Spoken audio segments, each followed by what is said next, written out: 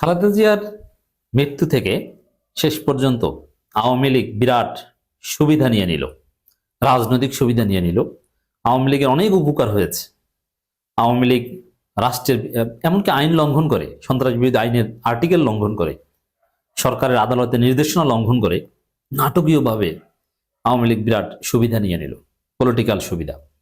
যদিও at the end of the day এইসব সুবিধা কিছু আসে যায় না, কিন্তু ঘটনা ঘটে গেছে। কেউ বুঝতে পারেনি, বুঝে ওঠার আগেই ঘটনা ঘটে গেছে। কারা সুযোগ দিল?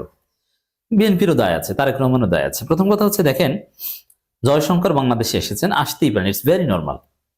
বরং জয়শঙ্কর বাংলাদেশে আসায় একটা বিরল ঘটনা ঘটেছে, সেটা নিয়ে আলাদা আলোচনা করব। এসেছেন যেহেতু ডিপ্লোম্যাটিক রিলেশনস আছে, আসতে পারে, এবং বাংলাদেশ সরকার তাকে যথাযথ নিরাপত্তা এবং সম্মান দিতে বাধ্য। কিন্তু ইউনূস সরকার জয়শঙ্করের সাথে কোনো মিটিং এর ছবি প্রচার করেনি, এবং ইউনূস সম্ভবত তার সাথে বসেও নেই। অথচ অন্যান্য বিদেশি প্রতিনিধি যারা এসেছে প্রত্যেকের সাথে ইউনূস মিটিং করেছেন। এখন আমি কথা বলার পর জয়শঙ্করের সাথে আলাদা করে মিটিং হয়েছে কিনা আমি জানি না, তো আমি বলা পর্যন্ত পাইনি। তো এটা আমার কাছে ভালো লেগেছে, সম্ভবত করবে না। কিন্তু তারেক রহমান শোক বই গ্রহণ করেছেন জয়শঙ্কর থেকে, এটাও নর্মাল। কিন্তু সেটা বিএনপি প্রচার না করলেই পারত। জয়শঙ্করের সাথে বাংলাদেশের সম্পর্কের কোনো ছবি চিফ অ্যাডভাইজার বা সরকারের কোনো পেজ থেকে প্রচার করা হয়নি, কিন্তু বিএনপি কিন্তু প্রচার করেছে অন্যদের মতোই। আর জয়শঙ্কর বাংলাদেশে এসে শুধু কি খালেদা জিয়াকে শোক জানাতে এসেছে? না, আওয়ামী লীগের পক্ষে ওকলাতি করে গেছে। আর এটা প্রচার করেছে ওই ভারতেরই এক মুখপাত্র, অঘোষিত মুখপাত্র প্রথম আলো। এই সুযোগটা বেসিক্যালি প্রথম আলোর মাধ্যমে পেয়েছে। শুরুটা হয়েছে যে খালেদা জিয়ার মৃত্যুতে শোক জানিয়েছে শেখ হাসিনা। শেখ হাসিনার এই ধরনের স্টেটমেন্ট প্রচার করা বেআইনি, কিন্তু বিএনপির কারণে প্রথম আলো এই বেআইনি কাজ করার সাহস পাচ্ছে। যে দেশের আইন তাদের মানা লাগে না, ভারতকে খুশি করতে হবে। এবং খালেদা জিয়ার বর্ণনার ক্ষেত্রে শেখ হাসিনা যে মিথ্যা মামলা দিয়েছিল, এগুলো প্রথম আলোর বর্ণনায় উল্লেখ থাকে না, ছিল না। অথচ একটু স্মরণ করিয়ে দিই, আওয়ামী লীগের লোকজন, এমনকি অপু উকিল নামের এক আওয়ামী লীগের নেতা ছিলেন, নেত্রী ছিলেন, আপনি জানেন, সেই অপু উকিল খালেদা জিয়াকে স্পেশাল অ্যাসাইনমেন্ট নিয়ে গালাগালি করতেন। তো অপু উকিল একদম নিকৃষ্ট পর্যায়ের কুরুচিপূর্ণ বক্তব্য প্রথম আলো হুবহু কোনো এডিট ছাড়া ছাপিয়েছে, যেটা সভ্য দেশের কোনো পত্রিকার এডিটোরিয়াল পলিসি সাপোর্ট করে না। কিন্তু প্রথম আলো সেটা ছাপিয়েছিল, অপু উকিলের বক্তব্য। সে বক্তব্য আমার কাছে এখনো আছে, আমি সেদিকে যাচ্ছি না।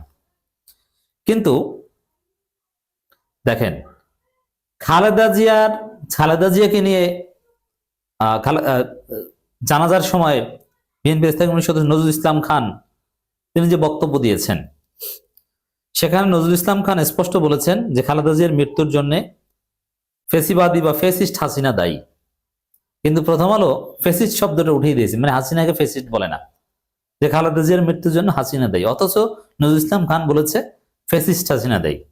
তাহলে বুঝেন যে আওয়ামী লীগকে কি সুবিধাটা প্রথম আলো দিল। একদিকে পুরো জাতি জেনে গেল প্রথম আলোর মাধ্যমে যে শেখ হাসিনা শোক জানায়, আওয়ামী লীগ শোক জানায় খালেদা জিয়ার মৃত্যুতেও। এর মানে এদের মধ্যে মানবিকতা বোধ আছে। এটা একটা মেসেজ, যেহেতু প্রথম আলোর লার্জ স্কেল অডিয়েন্স আছে, এই কাজটা করলো। এবং ওই জয়শঙ্কর এসে কিন্তু ওকলাতি যা করার তা করেছে। জয়শঙ্কর এসেছে বাংলাদেশে, স্বাভাবিকভাবে এসেছে। বিএনপি আবার সেই ছবিও প্রচার করে জয়শঙ্করের সাথে তারেক রহমানের সাক্ষাৎ, আবার আমির খসরু একটু মিটিমিটি হাসেও। এইটাই তো আওয়ামী লীগের বিরাট অর্জন। ভারত যদি বাংলাদেশে স্বাভাবিক হতে পারে, বিএনপির কাছে স্বাভাবিক হতে পারে, এটাই তো বড় অর্জন। এবং এই প্রথম আলোর এই শোক প্রচার আওয়ামী লীগের নানান কিছুর মধ্য দিয়ে আওয়ামী লীগের অনেক লোক জানাজা এসেছে, একজনে ধোলাইও খেয়েছেন জয় বাংলা স্লোগান দেয়। এই যে সুযোগটা আওয়ামী লীগ পেল, এটা কিন্তু সুযোগটা করে দিয়েছে বেসিক্যালি এই ভারতের দালাল প্রথম আলো পত্রিকা। তারাই সর্বপ্রথম এটা করেছে। এমনকি হাসিনাকে ফেসিস্ট বলে না, আপনি চিন্তা করেন। অন্যান্য আরো অনেক পত্রিকা হাসিনাকে ফেসিস্ট বলে না, তারা বলে খালেদা জিয়ার মৃত্যুর দায় থেকে হাসিনা মুক্তি পাবে না, নজরুল ইসলাম খান। কিন্তু ফেসিবাদী হাসিনা মুক্তি পাবে না, এটা নজরুল ইসলাম খান স্পষ্ট বলেছেন, এটা আবার কেউ লেখে না। তবে কয়েকটা পত্রিকা দেখলাম যে এনসিপির ছেলেরা ব্যাপকভাবে কমেন্ট করেছে, এনসিপির শীর্ষ নেতারাও, যে আমরা তো শুনেছি যে ফেসিবাদী হাসিনা বলেছে, তা আপনারা কেন ফেসিবাদী শব্দটা লেখেন নাই? তারপরে এডিট করে আবার অনেকে লিখে দিয়েছে, কিন্তু প্রথম আলো আমি যখন কথা বলছি তখন পর্যন্ত এডিট করেও লেখে নাই।